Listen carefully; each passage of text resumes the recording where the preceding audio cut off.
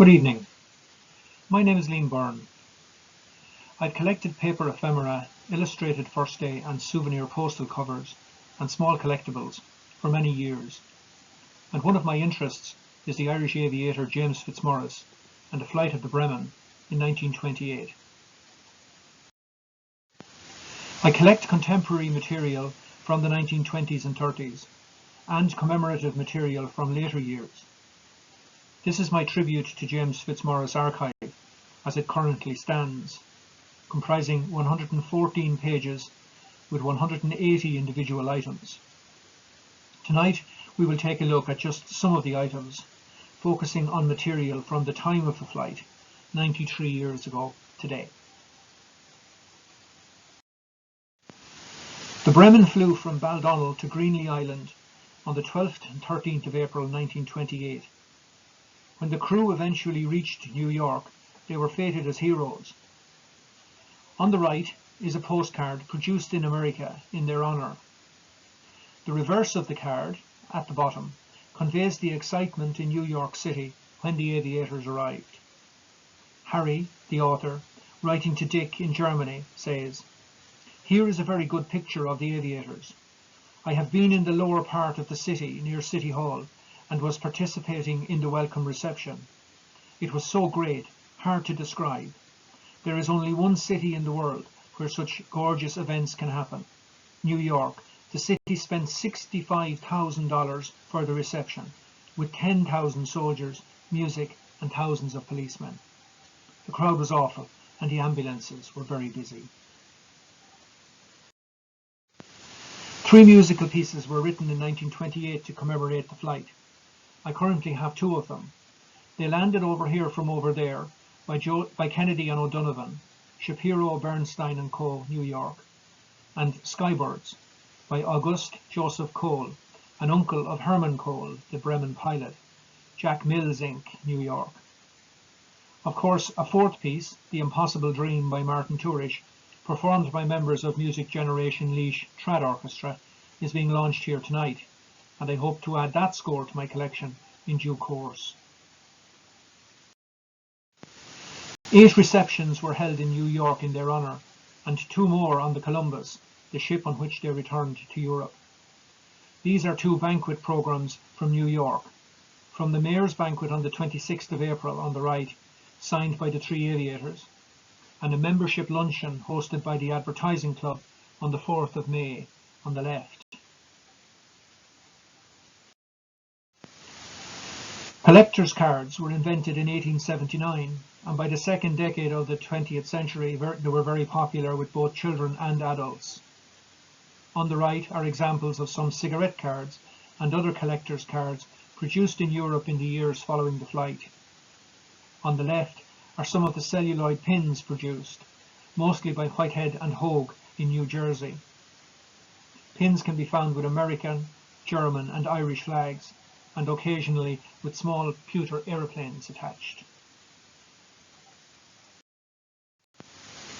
In 1919, James Fitzmaurice flew with 110 Squadron RAF and delivered airmail from Folkestone in UK to Cologne in Germany. On the 14th of May that year, he was co-pilot navigator on the first experimental night airmail service from England to Europe. He mentions in the 3 Musketeers of the Air how important he believes airmail from Europe to America will be. Therefore, he must have been pleased to see, during the Goodwill Tour, that souvenir airmail covers were a regular feature of the celebrations. Covers exist for 11 cities. These examples are from Boston and New York. The US Post Office Department helped create the aviation industry in the US between 1918 and 1927, flying the nation's airmail service. Even after it was handed over to private commercial pilots, some carriers made 95% of their revenue from carrying the mails. Here are 3 more flown covers from the Goodwill Tour. These are from Chicago, Detroit and Montreal.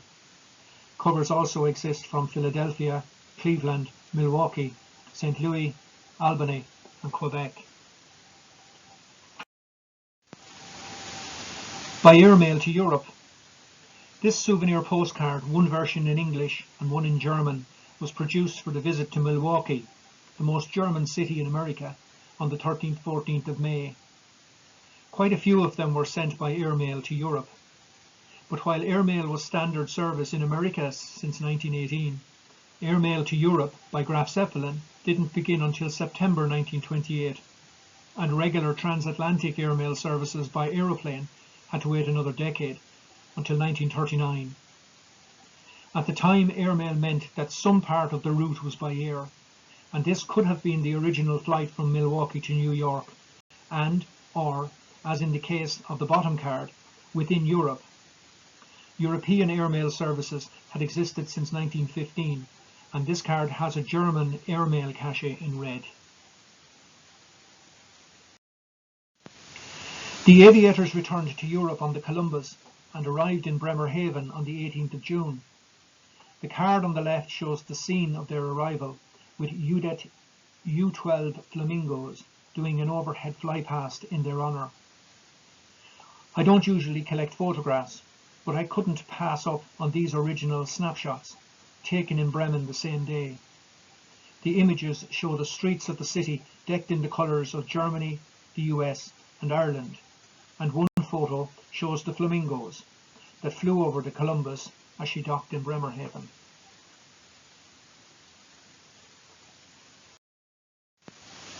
While flown postal covers were the souvenir of choice in the US, in Germany real photo postcards were the norm. The flight was seen as so important that people sent these cards to their friends, describing the famous events that they witnessed.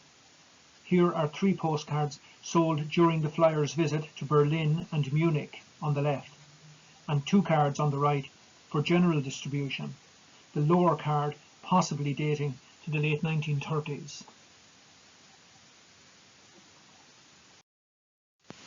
In Germany, the aviators were entertained just as well as they had been in New York. These are 2 menus from a gentleman's evening in the Imperial Hall of the Zoological Gardens in Berlin on the 22nd of June, and a breakfast by the Bavarian Aero Club in Sternberg on the 29th of June. Unlike the American leg of their journey, I don't know how many dinners were held in their honour in Germany, so I don't know how many different menus might exist there. During their time in New York, the aviators had been treated to a luncheon by the Advertising Club of New York on the 4th of May. Here on the left are 2 contemporary advertising cards from Germany, one from Electrolux, the vacuum cleaner company that paid $12,000 for the honour of having one of their vacuum cleaners carried on the flight, and the other from BV Benzol, whose product comprised 40% of the fuel of the Bremen, the remainder being gasoline. Also shown is one of the many booklets, pamphlets and programmes produced at the time, and another postcard, this one more unusual, in colour. Brady, Crine and Colleran was a New York-based construction company who bought land in Massapequa in Nassau County, New York, and started to build a hamlet there in 1928. One of their advertising gimmicks was the presence of an airfield within the development, which was to be called Fitzmaurice Field. The field was opened in 1929, and these are 3 souvenir covers from the event, one of which is signed by Fitzmaurice. The airfield closed in 1953. The photo on the right is of the Irish swoop, but that story from 1934 would take too long to relay to you tonight. That concludes my presentation. I would like to thank the organising committee for giving me the opportunity to present it to you. I hope you enjoyed the show, and thank you for your company.